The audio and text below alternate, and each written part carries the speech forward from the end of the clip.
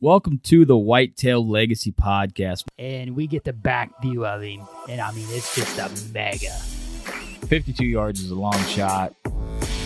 Magnum PI is what we named him. No idea. Just a Magnum. Yeah, just a Magnum. Come on, Cam, last year we said probably 150, mid 150. Yeah. Same doe from the morning come out with that 9-pointer. Here steps out this 90-inch 8-pointer. You're like, I'm like, okay, well, there's still a buck back there grunting. Yeah. And then out steps like another 90-inch 8-pointer. I'm like, all right. Yeah. Bro. Yeah. Bro. Yeah. You're like, I'm like, deer, right there. Yeah, like and he's 30 already yards. 30 yards. Yeah. He was literally 5 yards from the base of the tree. Could have been had a buck down at 1:40 in the afternoon, back there deep on public. 3 does come out pretty early. It was like 245, 24 yard shot, sent the combat veteran, and I tell you what, man, dude, it just smoked. We always get so jacked up when the other person kills. It's just almost like we got it done. Yeah.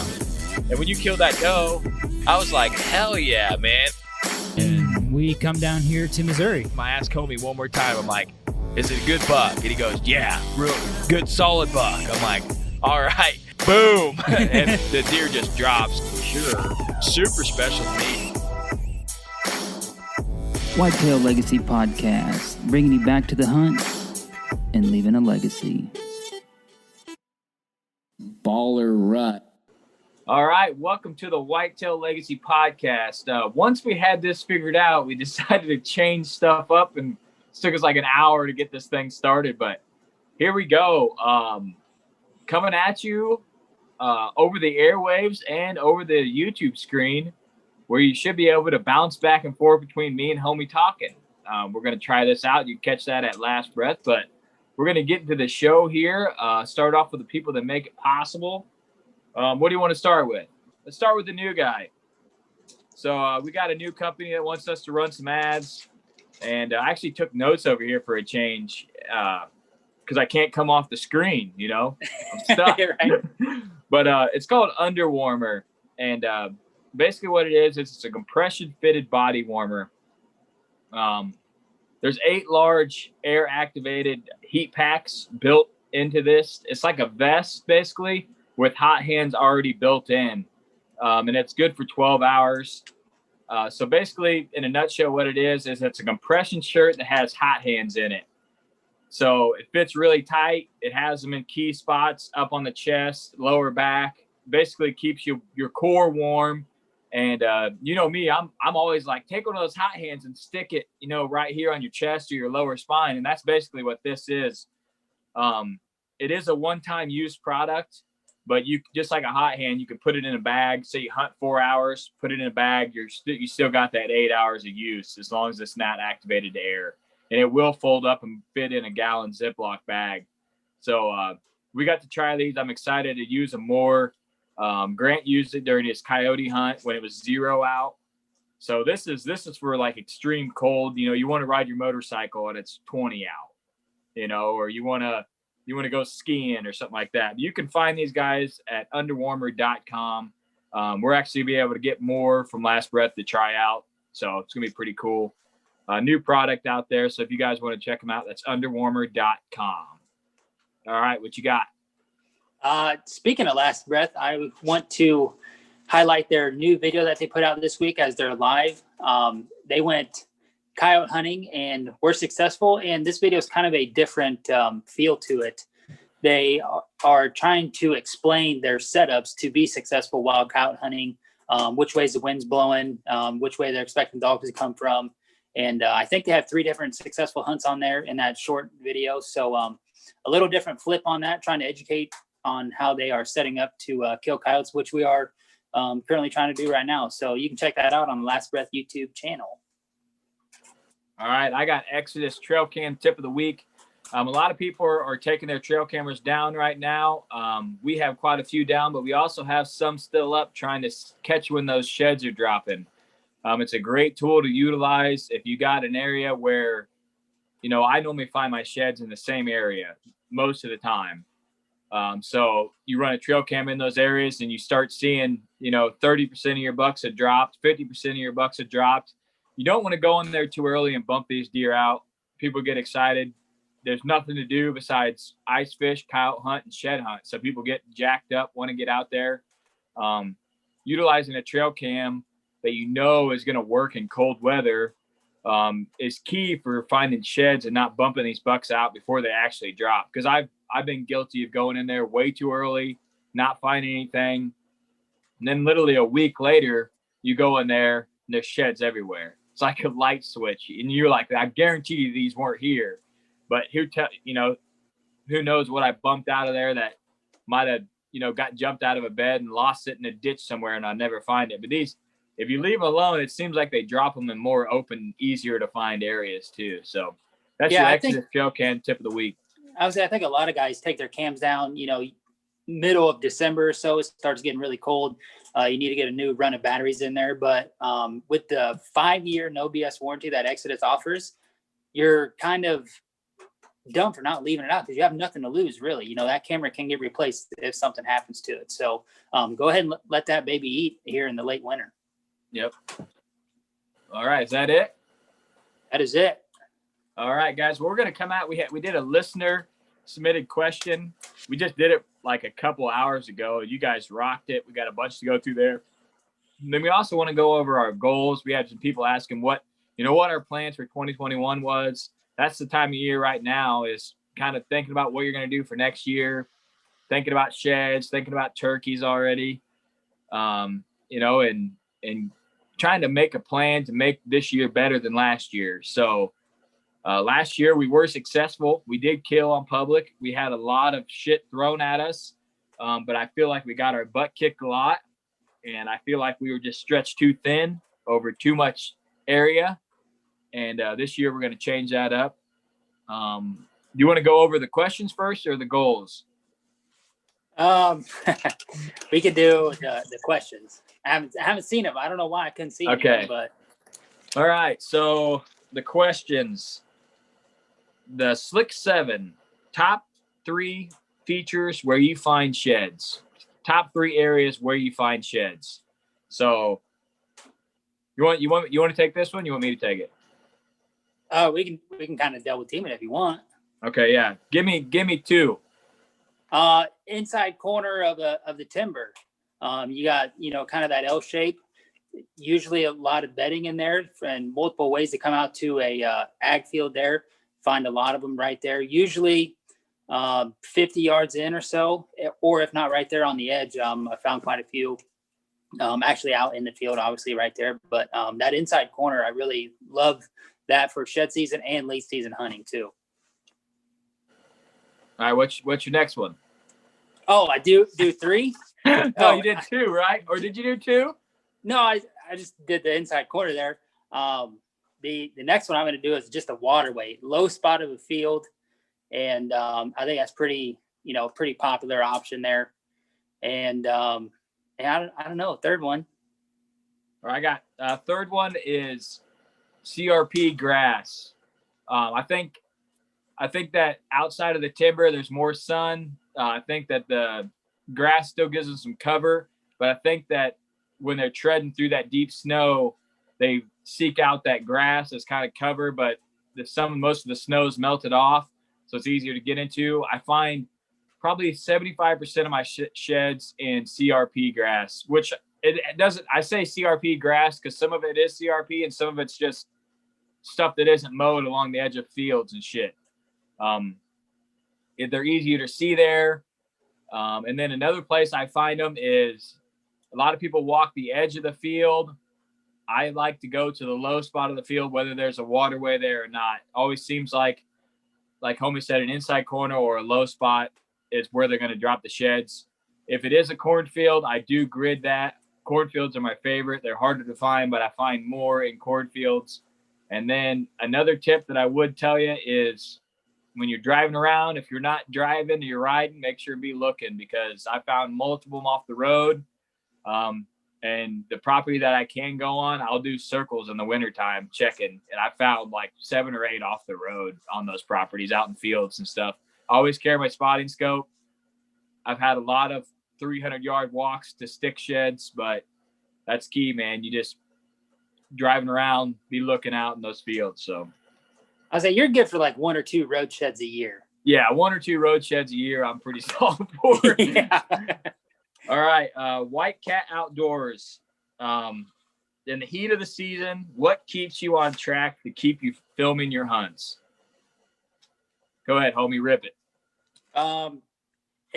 That's a good question. It's tough especially when you're early in the game of filming, and you don't really have kind of an idea of what you want to do with that. You're just kind of maybe out there filming, getting started.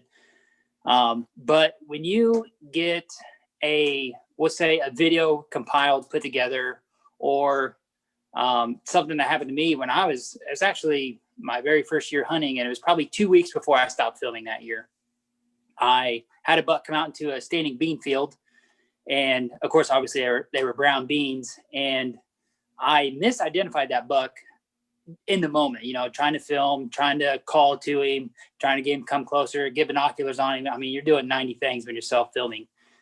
And then I got to watch that film back after that hunt in the truck, and just even on, the viewing screen on the camera. And I was like, oh shit, I know that buck. But in the moment I had no idea, because it was, 250 yards away.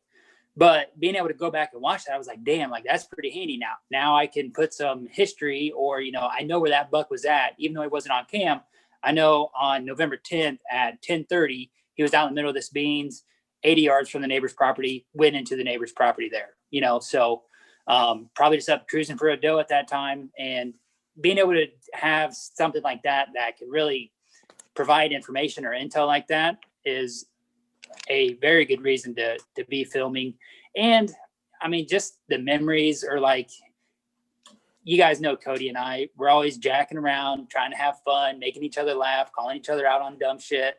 And if you get to film some of that, like there is some hilarious raw audio. And, as I edit a piece or something and going through to find out which clip I want to use, just listening to the raw audio of what Cody and I are saying in the moment, or getting to hear what we're talking about while Magnum's coming in or whatever. It kind of makes you want to makes you miss the tree even more, because you're like, man, yeah, that's another funny thing that we did together. So those are a few things that, kind of keep me motivated, at least. Yeah, I would say when you get some success, and you get a film, or you get your target buck on film, or you get a kill on film, it makes it worth, a lot more worth it. So I don't know where these guys are at. I have listened to their podcast. I'm not sure where they're at on the filming side though, but once they get some successful hunts, it makes it way easier, because you get to see that, you get to live it. You're like, okay, this is what I'm doing this for. When you're just going out there and not seeing deer and filming, it's shit, straight shit. But yeah. I mean, you can only film a leaf blowing, so many times, pulling your bow up, doing all that shit. But like, one thing that we've learned is you have to go into every hunt like you're going to kill, because if you don't get all that shit leading up to the kill, then when you go to put it together, you're like, oh damn, the first clip I have is this deer coming in, and I have nothing before that of the day. The lighting's going to be different. It might be snowy in November. It might have a dusting in October when you normally don't. And you can't go back and recreate. If you wanted to do that, you can't go back and recreate that, because in October, that shit's going to be gone in 2 days when it's 50 the next day. So you just have to go into every hunt like you're going to kill and film that shit every time. If you're into that, whatever you want to, you're going to get out whatever you put into it. Yeah. So just stay on top of it. I know it gets old, but just like we've said on here before, Cody and I stopped filming shortly after the rut, our very first year of hunting with self-filming, because it's a lot to take on the first time. But the next year, we're like, we're going to stick with it. We got some better gear, and it made it a lot easier on us. And, then we're able to get some good film, get a couple of videos put together, and then, now we're off and running. So. All right, Whitetail_landscapes. How are we going to improve vegetation on our property this year? So I took that as food plots, or, planting grass or something. So on our main piece of private, the small one, this year we're going to do the same thing, plant the food plot, we are going to till up a little bit more and let some warm season grasses grow. And basically we're planting for the pheasants on that piece. We did do a big burn on that piece a couple of years ago. I don't think we're going to do any of that this year, but hopefully getting a new piece, we might be able to do something on there. Not sure what we got going there, but definitely going to be planting that food plot. We haven't been, well, you killed your buck off of it, but we really haven't seen a lot of success on that area. But that's the area he wants the food plot in, and that's the reason we can hunt there. So we're going to keep doing that.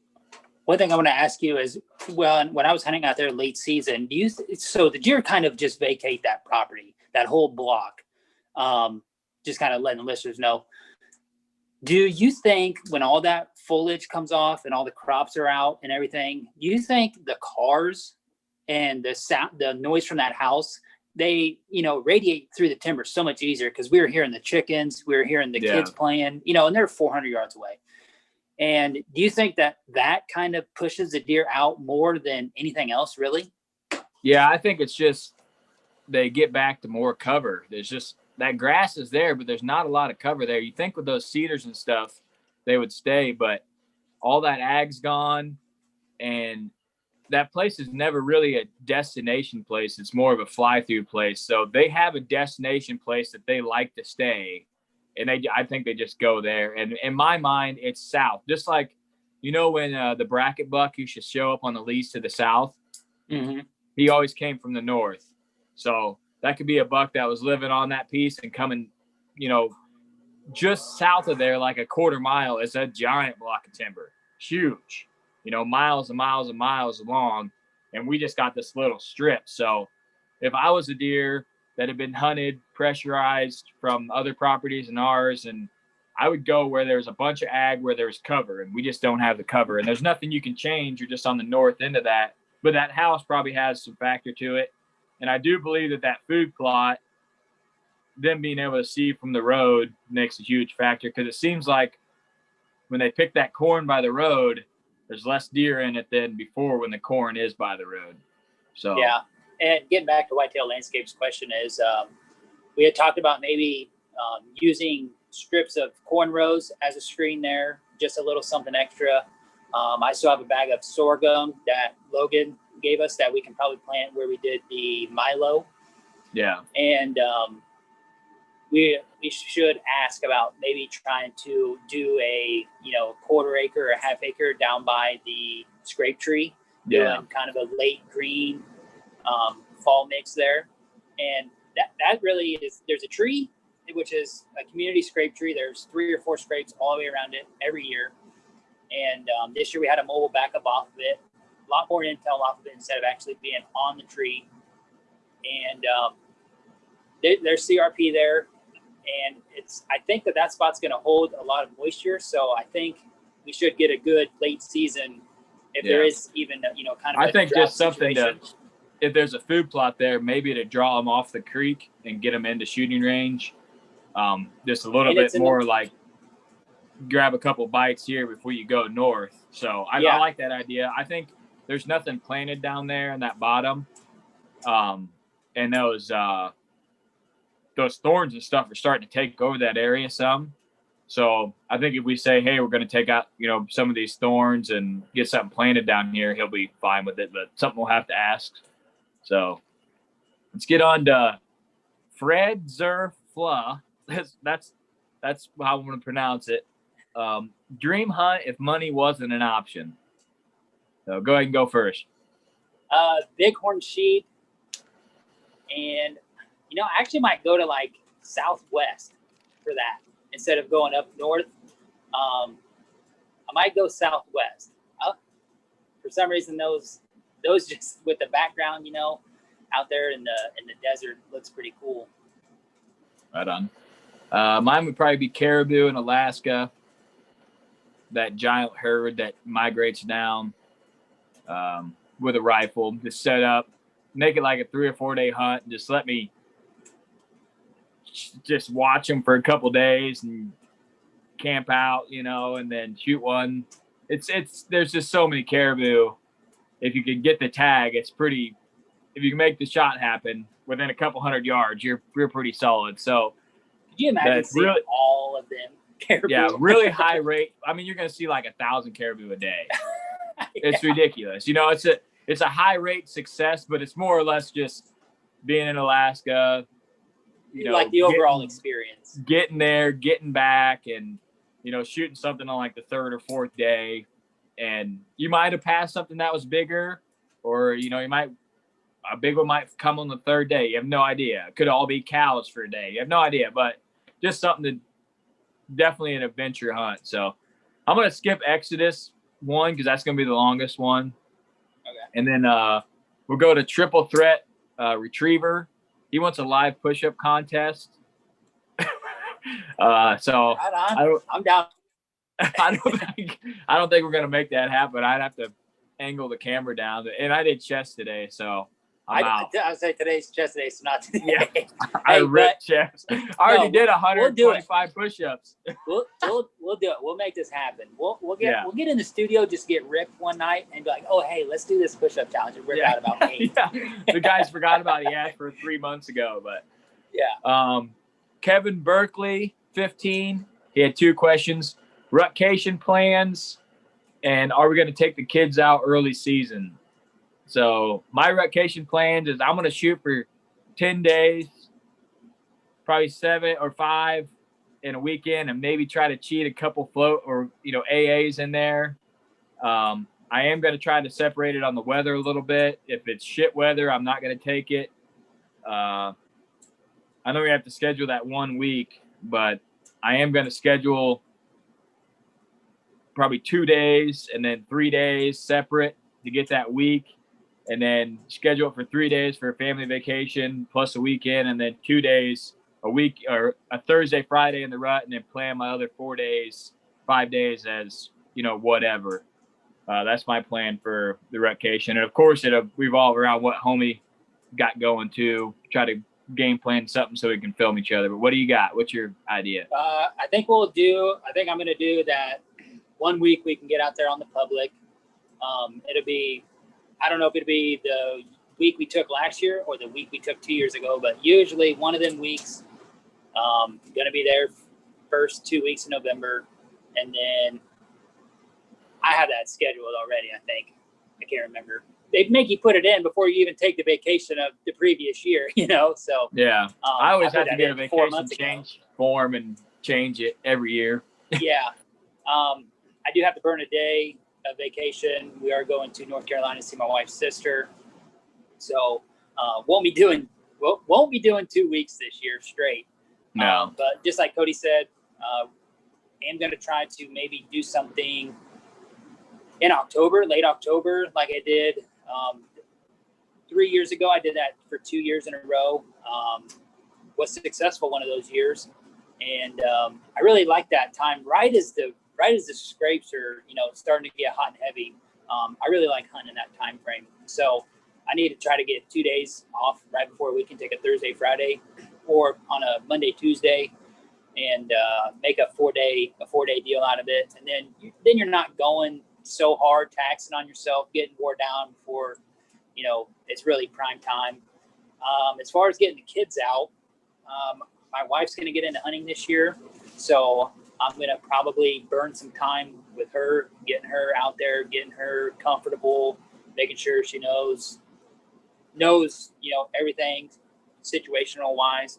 And so I'm not sure about the kids, but 2 years ago I took a kid out on December 5th, and we were successful. So if we can catch like a 50, 55 degree day like we did there a couple years ago, we all can get out on a late season hunt. And we're gonna have a blind for her. I don't know how much she's gonna use it late season, but at least we'll have that option. And then it's easier to get a kid out there. You don't have to, you know, you can go out there when it's 30, fire up the heater, and I mean, you know about that. But that'll be the plan. So yeah, I'm hoping to get Rainer out for turkey hunting again, at least one morning. And then early season deer hunting, we're always out of a stands, it seems like, and we're always doing something dumb deep. So we normally don't take them early. We normally save that for the gun season and, you know, later in the year when we're kind of chill back on the blind. I guess it would kind of also depend on what we're seeing, what we're feeling as season rolls in too. Because this year, I mean, we thought we were in the money, and obviously, then when you're going in after a big buck, you're not most of the time going to take a 4, 5, 6-year-old in there with you. But that would be cool, though. That would definitely be cool. Smack a giant with a kid there on like October 3rd. Yeah, ridiculous. All right. The Real Tree Kid 12. Had him on the last episode. Anything new? We are going to try a new state, new gear, anything you got lined up you got going? So. Anything new? Honestly, I might hunt with a crossbow a couple times this year. Obviously, I have one for the wife, and I might just get it out there and take it out and see what it can do. Not going to shoot like 80 yards or anything, but, be more comfortable shooting like 45, 50. And I might just try it out, do something different. And we've talked about going back on public, hunting off the ground, doing a spot and stock scenario. We have a piece that kind of resembles a what you would see in Kansas, and we have the advantage if we get an off wind or something that we've talked about doing it, we just haven't done it, and that would be one thing that we could do differently next year for sure. Yeah, I might maybe a new state turkey hunting, maybe don't know yet. New bow. Other than that, that's about it. Same me out there trying to kill shit. That's it. Yeah, I would say we're gonna be hunting. I mean, hopefully new property. We're gonna get into that kind of in the goals, but hopefully some new property, and that'd take up most of the time if we get that for sure. So, all right, we got Dan Donovan. Are we doing the no picnic again? As of right now, probably not. We will. So we will do. Well, I don't know if you're going to take that full week or not. Like I probably will. So I guess it'll kind of depend on what you decide with your vacation. But I think I'm going to go a week solid there. And you're going to record podcasts every day? I think that's the question. Yeah.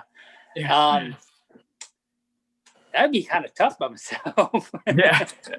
Well, I mean, if you're taking the full week, I'll probably be taking the full week too. Like I said, my shit normally revolves around what you got going on. Try to get out there together. And you have to take 2 days for family, so you have 3 days left. Yeah, I don't have to take the 2 days for family, but I'm going to. And then yeah. I mean, I can take AAs. It ain't a big deal there. Oh yeah, 100%. Yeah.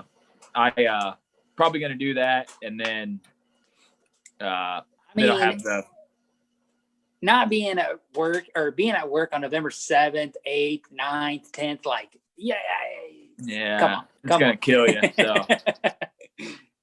So Charles Headland, he wants to know our plans for the rut. More than likely, we'll be back on Magnum, trying to kill him, and wasting our time. A lot of time in the tree, and more aggressive every year. More aggressive. So, and lastly, before we go back to Exodus, is chasing public. He wants to know some realistic goals for a blue collar hunter to set, and why it's important to make realistic goals. So, for a blue collar hunter, I'd say, first off, you got to figure out how many days you're going to be able to hunt. And if you can't hunt a lot of days, it's really hard to get it done. That's time in stands, what kills these deer. Take the time you can, make it your best priority sets, your best stands, your best time of the year, best conditions. And it's important to set those goals because a lot of the people follow on Instagram, they hunt a lot more than other people. I feel like we hunt a lot more than a lot of guys do.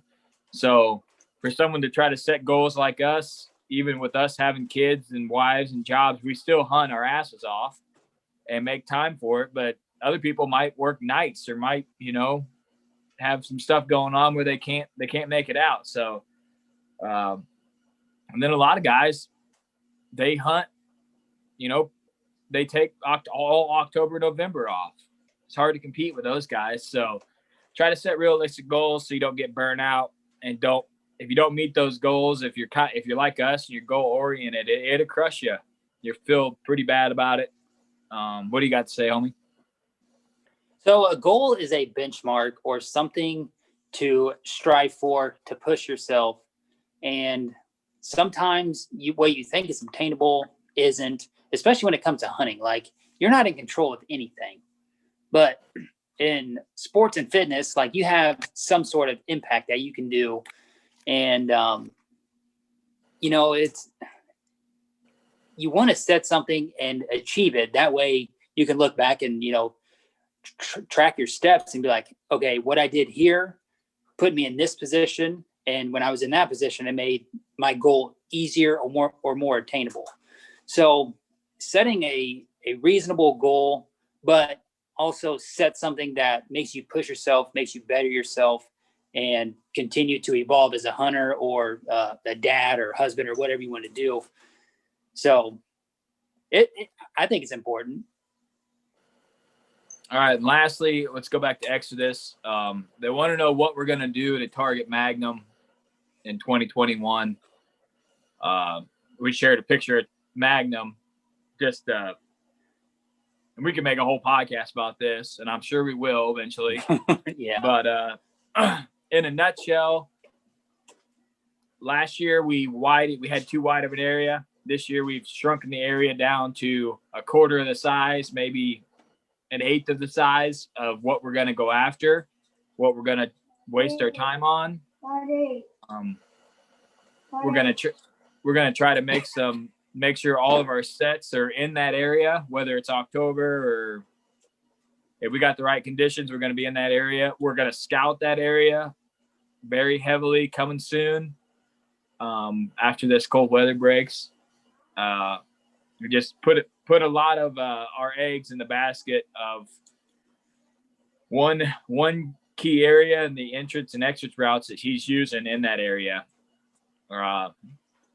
Change our trail camera plan up to basically that area and the areas that we've seen him in the past, and kind of leave one of the areas that we thought was going to be the money where we were going to kill him. So thing changes on every land, but it changes day to day on public. So if you have other guys move in, definitely got to make some plans to change it up for next year or so. And hopefully he's still alive, but we didn't hear anything about him getting killed. So I think we would have heard something. As many people I know around here, I would have seen a picture or something. So what you got? What are you thinking? Just like you said, get into where, what we call the Magnum zone. Get in the Magnum zone, move around, hopefully encounter him more than one time. I mean, we've been able to encounter him one time in the last 2 years, one time each year. And it's just given us the slip. But one thing we did learn last year is see a big buck do something, go there and do that.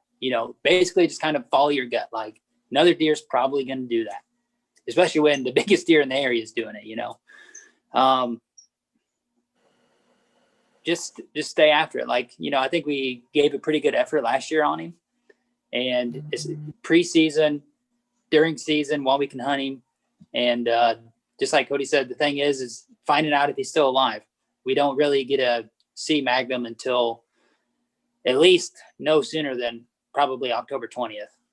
So we have a short window there to get on him, and then closes down. And then when it opens back up, you got roughly 8 to 10 days to get in on him again. And then I guarantee you, if he's alive, our vacation would change up real fast. Yeah. Because he's gonna be bigger than big. So we'll be like, we're going all in. First pick. I thought after last year we said we were going to put all the eggs in one basket again. Your direct quote. Whoa, put all the eggs in one basket. All the eggs in one basket, right in there on that. Here we go. At least on that property. That's, That's key. Yeah. Everything's going. I'm not doing the whole property again. No, yeah, Huge it was a guy. downsizing the preseason. The trail cams, getting them into where they need to be. If you think about like the amount of ground we're going to cover compared to what we did, it's like a quarter or an eighth. You know what I mean? Of where we're going to shrink in and not. We know the bucks are back there, so if we can find them early, great. If not, we got to see if Magnum's alive, and there's other bucks back there. So. Yeah, not banking on past history, but utilizing that intel for future hunts. And I think probably adding a couple cell cams is something we'll do. We'll add a couple cell cams to our arsenal, so we'll have almost a handful there, and let us know. Hopefully, we can get on him earlier. That's a goal. Get on Magnum sooner. But if it's not possible, it's not possible, and we know where he's going to be late October. Yeah. All right. Well, that wraps that up. Like I said, we could do a whole podcast about that stuff, but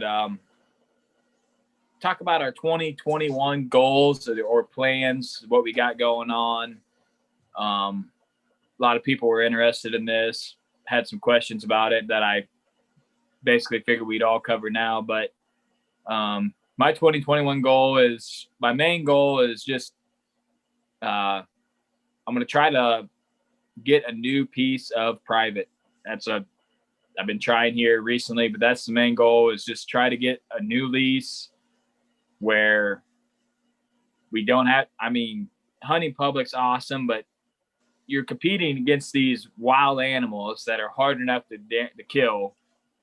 But you're not only doing that, but you're competing against all these other people that you can have a foolproof plan, and a guy can shoot a deer in the shoulder and have to track it all through the stuff that you're hunting and ruin your whole entire plan. And the guy has to do it. He can't not go look for the deer. It's not his, shit happens, but that ain't going to happen if you got your own piece. So we're not going to leave the public just because the giant's out there, but we're definitely going to try to have a new piece of ground and hopefully not lose it October 12th or whatever, some bullshit about the time we get stuff lined up.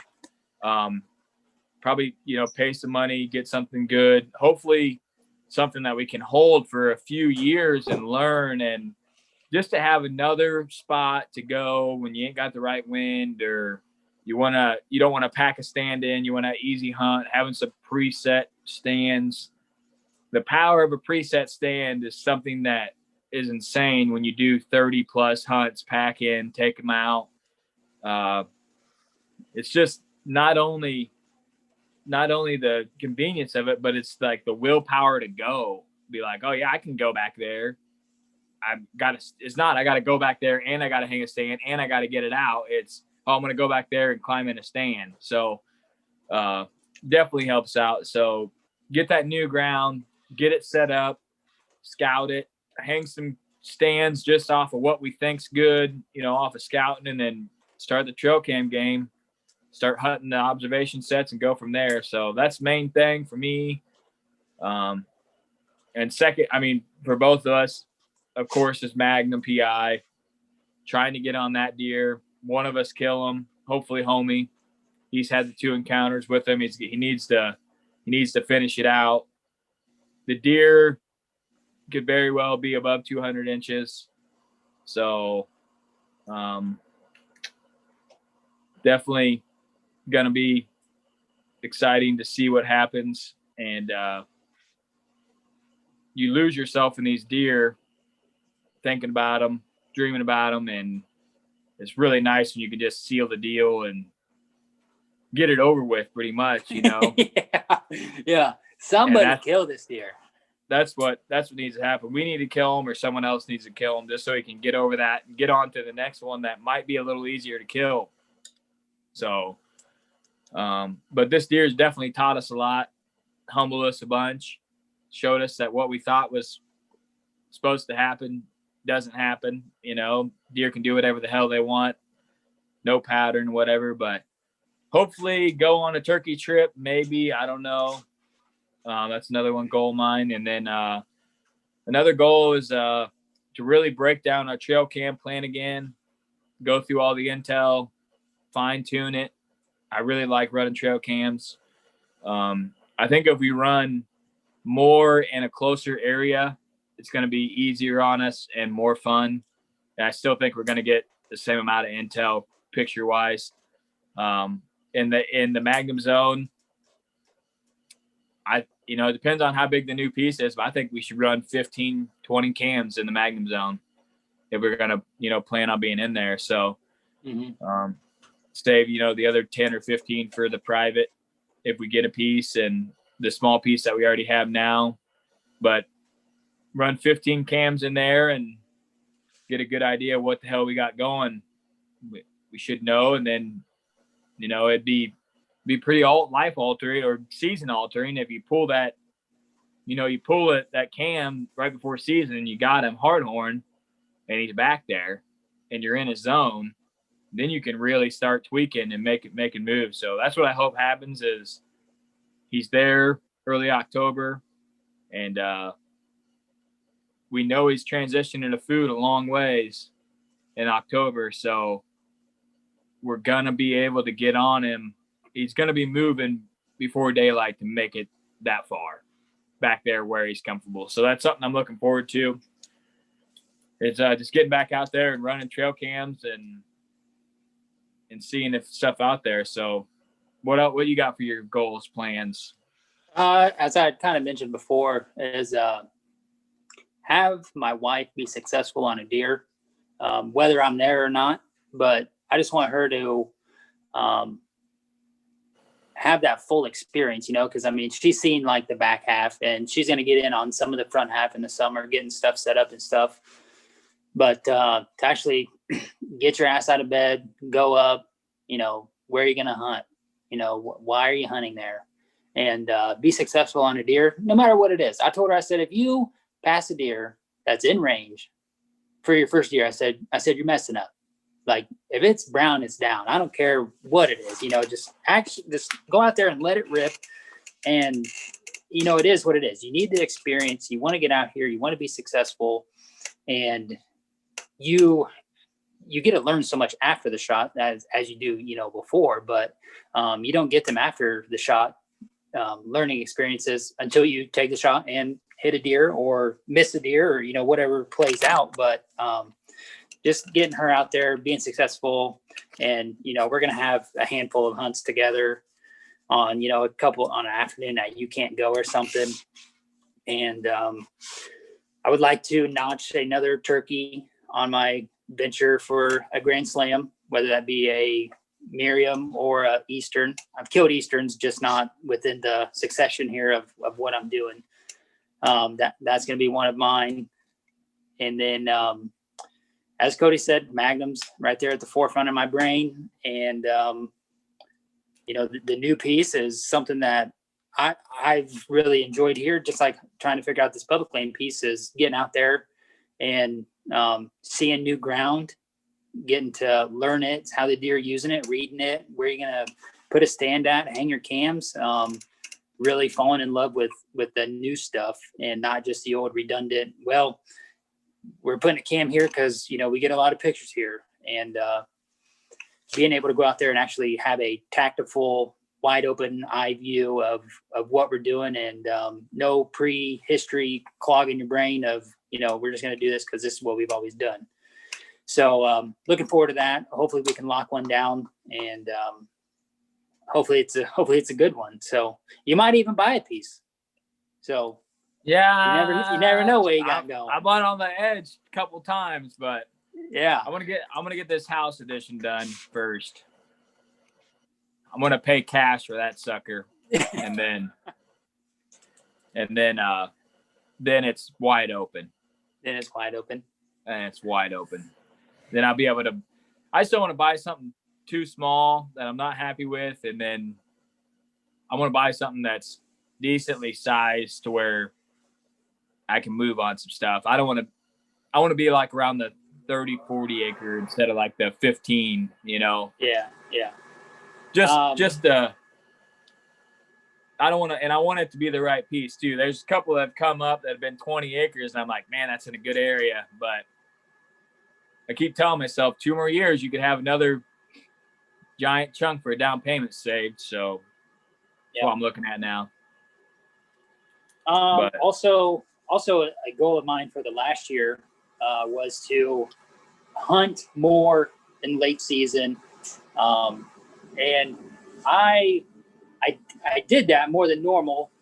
Wasn't quite as much with what I wanted it to be, but it was getting there, and I wasn't down about my effort. I feel like I put in a good effort. It just wasn't up to what I wanted to do. But also with COVID and everything being closed down, didn't have Christmas parties to go to. Who knows what December's going to look like this year? The Christmas parties and all that shit around, that 3 weeks, the weekends are gone. So did get out for a couple weekday hunts there late season. And that's another goal of mine, is just continuing the effort the whole season. So, it's hard when you don't have deer, they're not there. They're not there at that time of the year. So, that's about it. Here is just like a big overview. I mean, we can get into more tactful stuff or, more minute stuff right before season like we normally do. Yeah. I'm also going to go back to my urban piece too. I'm not going to not get it. So I will be back on the urban piece banging around. My plan there is I don't think I'm going to run any cams on that. Just going to go in there, hunt that doe bedding. I know where it's at. If I do go in there in the rut and hunt, I am going to go in there and slaughter does early, get a couple does down, just forget about it. And then there's bucks in there. So I have a good idea where late season to go. I might, once we can't hunt the one public, might pull off and put something out there, but I'm just going to try to go no pressure. And if I'm going in there, I'm going in there to hunt, and that'll be more than likely hanging hunts only, and trying to learn more about that piece. I did find a couple buck bedding areas that I might try to hit, and but be exciting to dive back into that. This year I kind of I skipped it because we had that giant lease, and I was thinking, man, you can't have too many places to go, but then you lose it and you're like, shit, Yeah. If I would have had that, I'd had somewhere to go late season compared to going out to where I was and seeing no deer and seeing a lot of guys, and that damn hill packing a stand out is, it will smoke you. No matter, I don't think how good a shape you're in, it will smoke. Yeah. So I did that like 6-7 times down to the bottom and up. And I'm always thinking the whole time, I could literally be 400 yards from my truck right now and I wouldn't see a soul, and I would see 30 deer on the urban piece. So I'm definitely not going to let that slip through my fingers. So I'll be back on the urban public, hopefully get new ground. We'll be back on Magnum. We're going to recalibrate our trail camera plan, probably make a podcast about how we did it last year and what we're changing, what we learned from running that many cams.